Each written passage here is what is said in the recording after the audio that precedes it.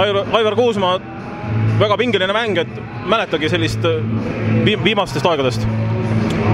Meil ikka neid pingelisi mänge kõvasti olnud see hooaeg, mis enamus on kahjuks, või mitte kahjuks, vaid õnneks meie poole kukkunud. Nüüd täna ei kukkunud, aga kui põhjusi vaadata, siis võib-olla kiirelt öelda, et pallikaotused ja ründelaud.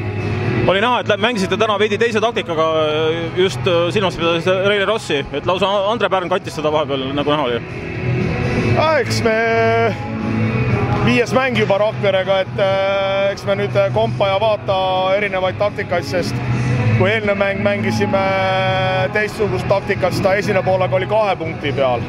Aga sellegi poolest nende asjade kohta, mis mängulised olid, ma ei saa nagu midagi ette heita, et inimjõudude ressurss on nagu ta on praegu mul, aga just pallikaotused, need on juba, ütleme nii, et sinna nagu treener kätte ette panna ei saa.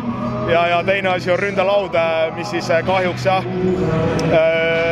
nüüd 2 pika äraminekul on nagu valus meil. Aivar, ütle, kuidas seisud on, kas on uus mängija nüüd juba silmapiiril ka, keda te tahate, kas 4 või 5 positsioonile saada? Kui sa nüüd me graafikut vaatad, siis kolmapäeval Juventus ja laupäeval Audentes, siis on pikk tühja maad, et selleks ajaks me uut mängijat ei jõua tuua.